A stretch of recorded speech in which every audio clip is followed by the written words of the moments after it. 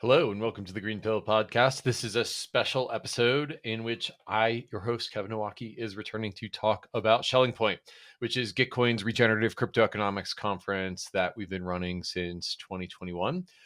Schelling fell by the wayside in the 2023 bear market as Gitcoin was restructuring and finding its new direction. And I'm happy to say that Schelling is returning for 2025. So we're going to be hosting Schelling at ETH Denver on February 27th, 2025.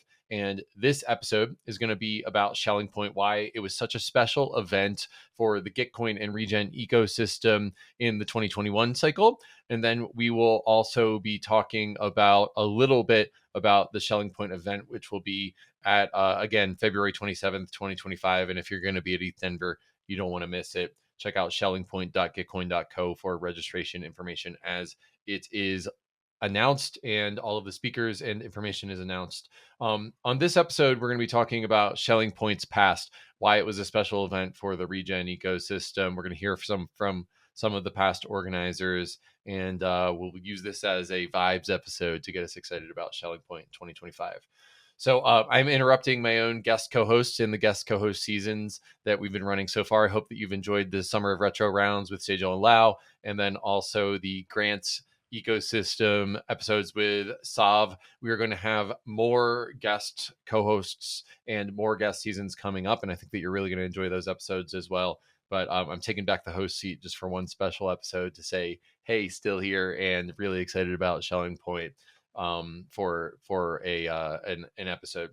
So what is a Schelling point? A Schelling point is a solution or focal point that people naturally converge on in the absence of communication. Often a Schelling point will feel logical, special, obvious to all involved. This relies on shared knowledge and expectations to guide coordination. So you can kind of think of this is a Colorado example, but Schelling point is an example of a Schelling point in Colorado is like a campfire. Everyone, if you're camping with them, knows to gather around the campfire. And at night, that becomes the Schelling point for social activity around a campfire. A campfire is a Schelling point, and because it gives off light, it's obvious to people that it's a focal point for social conversation. In New York City, there is a Schelling point called Grand Central Station. When people talk about Schelling points in the context of a New York-centric worldview, people say that they would obviously meet at the clock tower in Grand Central Station. And so I think that what's interesting about Schelling points is how they sort of naturally evolve in different ecosystems, and they become a place where people converge, break bread, and meet in the absence of other conversation, which without communication, and that's what makes them powerful. So we named Gitcoin's event series Schelling back in 2021 because we wanted to create a Schelling for the regen Web3 ecosystem. So the original Schelling was at ETH Denver in 2022. Vitalik Buterin spoke there. I spoke there. Trent Van Epps launched the Protocol Guild to the world at Schelling.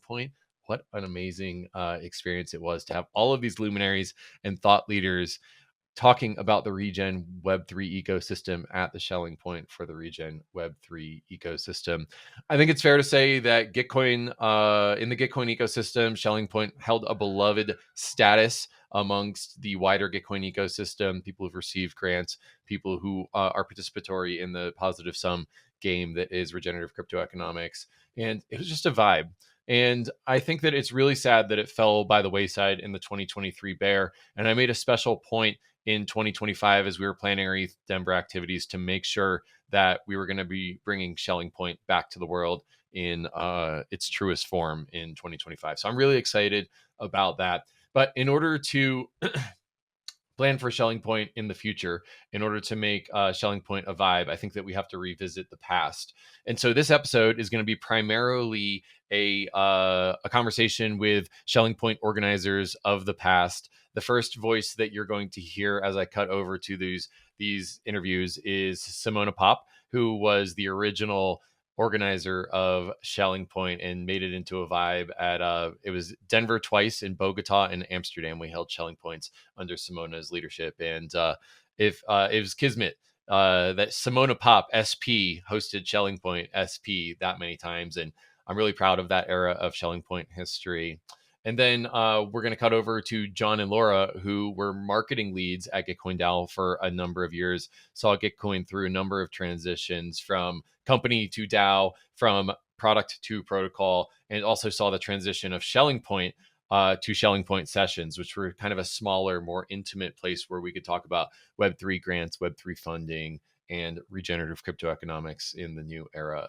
I really think that John and Laura had their own special flavor of Schelling Point that was much more unconference style and was a little bit more of like a regenerative experience for people who are going through this long bear, with decompressed areas and art, and really doing a great job of being collaborative with other players and bringing them in the fold. And these interviews with Simona and John are special for me because I love Schelling Point and I love the regenerative crypto economics ecosystem. And I think that you're going to enjoy them. And if you're coming to Schelling Point 2025, this is a wetting your whistle, wetting your appetite for what's to come with Schelling Point 2025. So let's get into the interviews. The next voice that you hear will be myself interviewing Simona Popp.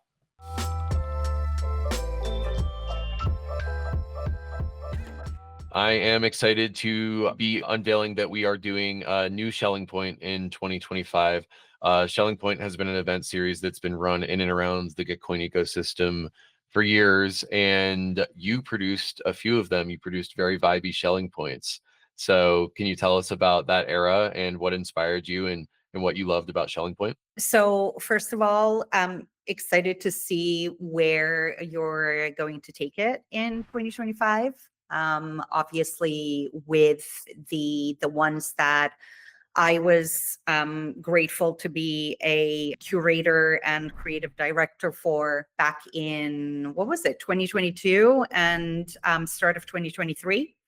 The main thing for me was Schelling Point was really about bringing a lot of different perspectives into one space, and also bringing those perspectives that aren't necessarily on the traditional circuit of conferences.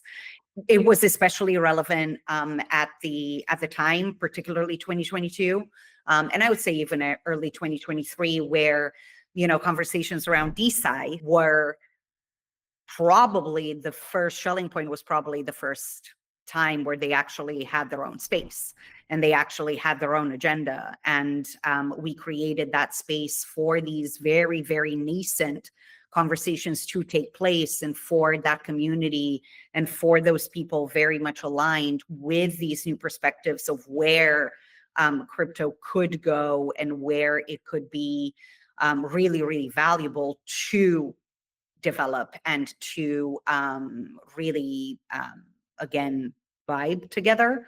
And so in those 2 years, particularly with Schelling Point Amsterdam, Schelling Point Bogota, and then Schelling Point Denver in 2023, the whole concept of the way I ran it was to have these very different spaces for people to be able to move around and tap into, let's say, conversations that maybe they wouldn't have known about before. They definitely wouldn't have been able to participate in such a bespoke space and such a vibrant space. And so that was the kind of the North Star behind those 3 events that I think really, really resonated with people, and it provided this oasis for people to kind of gravitate to, not only for the vibe, which I was very, very keen to establish a very kind of regen vibe around, but also to really kind of align with their peers and find their groups and find that alignment that maybe, like I said, in other conferences or in other spaces, they may not have had the opportunity to as easily. So I'm looking at the Schelling Point website right now, and it was Denver 22, Amsterdam 22, Bogota 22, and then Denver 23, I think were the ones that you ran. Yes. Can you tell me about how Schelling Point evolved during that time? I think it evolved a lot. And because you mentioned Denver 2022, I think we didn't necessarily at that time, we when I took that over, we didn't have as much, let's say, control of the spaces that we were creating. Definitely the agenda was starting to shape into these very interesting tracks that then became much more prominent with the other events. But we already in 2022 in Denver had a main stage and a side stage, because there's so much conversation to be had and so many interesting people to learn from and to hear from, that I never ever thought that one stage or one piece was enough to really reflect the multifaceted evolution of where we're going. And so that kind of 2022 was the seedling of this kind of plurality of the different conversations, and then taking that small seed from Denver 2022, really expanding it in Amsterdam in 2022, where we had a main stage, but then we also had an unconference. That was a really interesting part for me, where we really opened things up for participation, where we just had a carte blanche on people submitting whatever types of sessions they wanted to do, whatever it is that they wanted to discuss. And that's where we really saw the DeSci element start kind of germinating. And those conversations, the unconference was actually in Amsterdam, was such a buzzing space, and such interesting conversations came out of that, that then with Bogota, I decided to expand it to the 3 stages, where you had the main, you had the DeSci. In fact, I think we did 4 stages in Bogota. We also had a Funding the Commons stage that kind of completed the circle. And then obviously we had Radical Exchange running a stage. So it was this culmination of these very different perspectives and very fruitful conversations that were happening, and giving participants this real kind of 360 of all of the things that are happening and all of the possibilities that are opening up. So those were very important kind of parts in the evolution. And then we culminated with Denver 2023, where again, we had 3 stages. And again, we just built on everything that had been done at those previous 3 Schelling points, and kind of expanding on it, forever expanding on it. And also, I think a big part for me was introducing this element, not necessarily a chill space, but like a more mindful and intentional way of bringing things into the conference experience or the event experience. Bogota was a big example of this, where we had a whole area where we did a cacao ceremony, and we had massage, and we had all of these different elements that are now pretty prominent around events in the ecosystem. But that was a big one, where we had this massive dedicated space for that to exist at a relatively, I would say, I mean, I wouldn't call it a small event, because we did generally have about 2,000, 2,500 people, but still not necessarily a huge event as a DevCon or an ETH Denver. You mentioned DeSci. It's so funny to see, since CZ and Vitalik posted that image of DeSci in this most recent DevCon, how that's really taken off. And I just wanted to highlight how early Schelling Point and Gitcoin ecosystem was to DeSci. And my hope for Schelling Point 2025 is that whatever the big trend is in 2027 or 2028, it's something that we're highlighting at the event. Yeah, any comments on being early to DeSci, or sort of doing things before they're popular, and creating that Schelling Point for that culture? I mean, I'm the one to ask about doing things early. Let's remember bounties in 2018, where people didn't understand what was happening with that. So I'm kind of used to that. But I think the main piece in terms of events and in terms of creating spaces for conversations to emerge, I think that's the biggest piece. And I think what I wanted to do, and the team at the time were really focused on doing, is bringing these very interesting novel conversations and giving them a space to exist and to proliferate. And I think that's the biggest um, point in making sure that the conversation evolves and also the community diversifies and evolves itself, right? Because we don't just want to have the same people talking and the same things about the same projects, but really holding space for anything nascent, anything interesting, that is kind of germinating and giving it the ingredients to strive and to thrive, and then also being able to find its people. Like, I think this is one of the things that made Schelling Point such an important part of the events calendar, is that it enabled a huge plurality of different people to mix together and to come together in very intentional spaces where that conversation was encouraged, or where that conversation was given airtime, was given stage time, was given, workshop time, was given, again, just the space and holding that space. And I think that's vital for these things to really take off. Amazing. Is there anything else that you think is advice for the Gitcoin community as we're planning a Schelling Point in 2025? Any essential items that you want to make sure don't get lost? I definitely think, I mean, I hope that obviously you do things with a very high intention. I think the intention is one of the most important things when creating events. Really thinking about why the event exists, what the people participating in it what's the value that they're going to get out of it. And then also making sure that you give stage time and air time to people doing very cool things that aren't necessarily mainstream yet.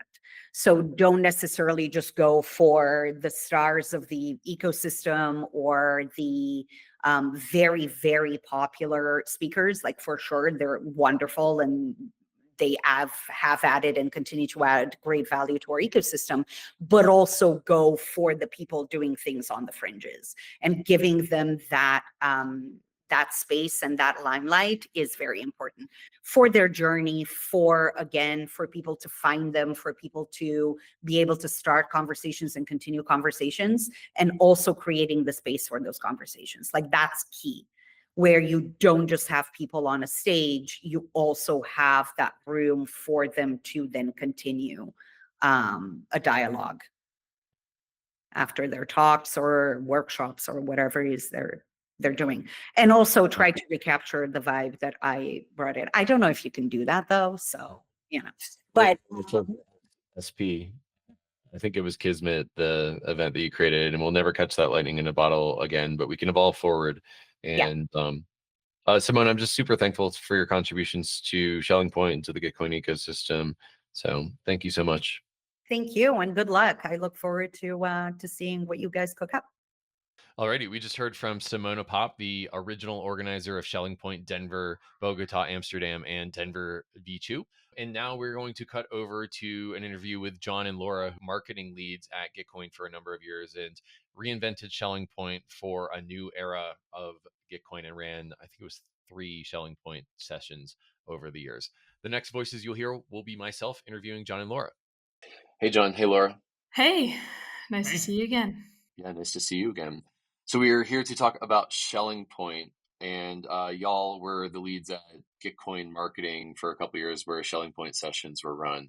Can you tell us about the conception of Schelling Point sessions and the design of it and what you were hoping to create when you administered Schelling Point sessions? I actually got involved with Schelling Point. My first Schelling Point was in Amsterdam. I think it was a Dev Connect in 2022. And it was just a great conference, of course, like all Schelling Points. And just getting like a sense of like how special this place was, how on point the vibes were. And what was really neat about that specific Schelling Point, and Simona was leading it at the time, is that one of the rooms was an unconference room. And it just seemed like this phenomenon that was happening where people would go in and we just like wouldn't see them for hours because people just like stayed in the room, and it was very much like a participatory kind of conversation that was happening at this like pretty large conference. And I think that that's like for me that was the first inkling of like, hey, there's a something here. And so when it came around time to relook at Shelling Point and bringing more attention to Shelling Point and have this thing called Shelling Point sessions emerge, we wanted to really lean into this participatory conversation kind of thing. And so that's, along with, the winter, the crypto winter and the bear market, we were like, well, what's a really great way to make an amazing event that doesn't break the bank, but also like gets people what they want, which is, the ability to connect with one another, the ability to share ideas.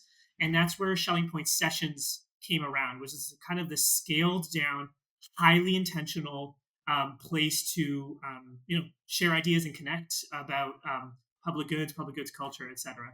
Yeah, because one of the things that we had heard from attendees at Shelling Point, so we ran one in Denver, East Denver, I think it was 2023.